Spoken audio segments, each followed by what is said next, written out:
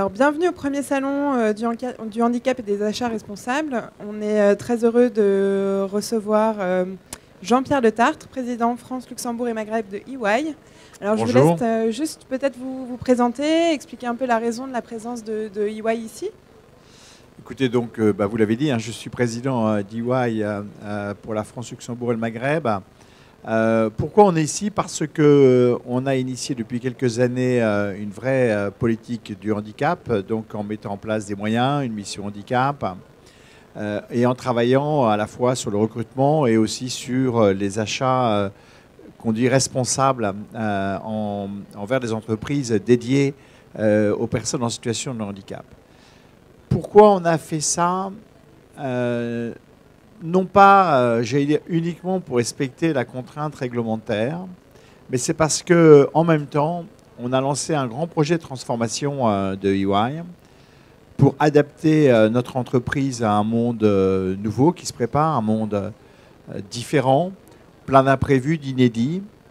Et je pense que pour affronter ce monde, il faut qu'on change la culture et qu'on fasse de l'ensemble des femmes et des hommes de cette entreprise des personnes plus ouvertes à la différence, plus ouvertes à l'écoute des signaux faibles, parce que c'est le seul moyen de comprendre ce qui se passe autour de nous et de bien nous adapter pour rester une entreprise d'excellence.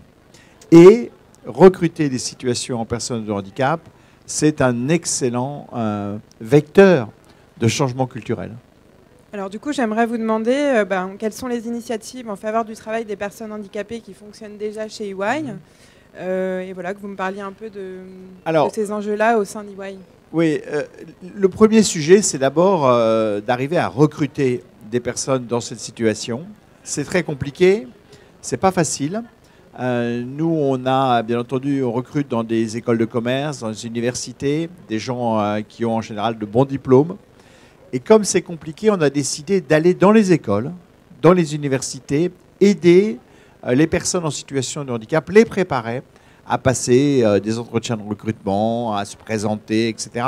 Parce qu'on a besoin de les supporter dans cette situation de recrutement. Donc ça, c'est une première initiative. La deuxième, c'est qu'on a créé, bien sûr, une mission handicap dotée de moyens qui est en charge de coordonner, d'impulser, de préparer l'entreprise à ces changements. Troisièmement, il faut beaucoup travailler ce que j'appelle les biais décisionnels.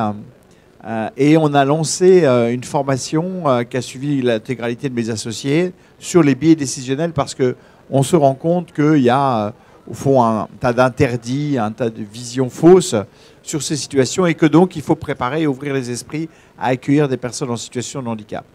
L'élément qui est aussi compliqué, c'est dans le management au quotidien, où là, il faut à la fois du temps, il faut aussi à la fois revisiter nos modes d'évaluation pour tenir compte de ces situations et redéfinir ce qu'est l'excellence que l'entreprise doit continuer de poursuivre pour les personnes en situation de handicap.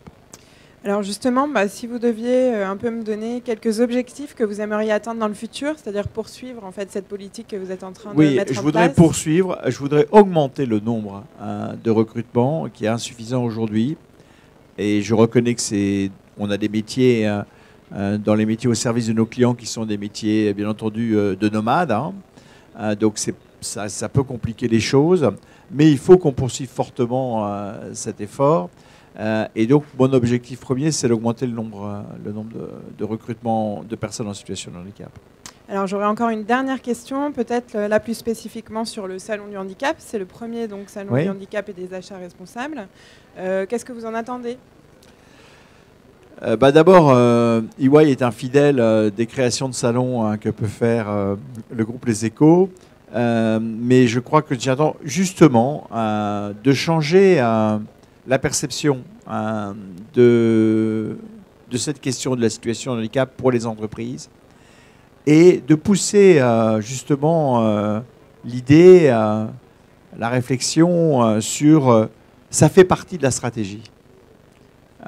Au fond, pour concourir à la performance globale de l'entreprise, on a besoin de recruter et d'avoir des personnes en situation de handicap dans l'entreprise. Allez, une petite question bonus. Si vous aviez une proposition à faire au prochain président ou gouvernement en faveur du handicap en entreprise, ce serait quoi? Ce serait peut-être tout simplement qu'il en parle un peu. Parce qu'on ne peut pas dire qu'il y ait eu beaucoup de messages sur le sujet ces dernières années. Je pense qu'il est important que quand on parle des relations sociales dans l'entreprise, que quand on parle de l'entreprise, justement, on puisse montrer à quel point l'entreprise est un lieu où on peut se construire et quelquefois aussi se reconstruire. Merci beaucoup. Merci.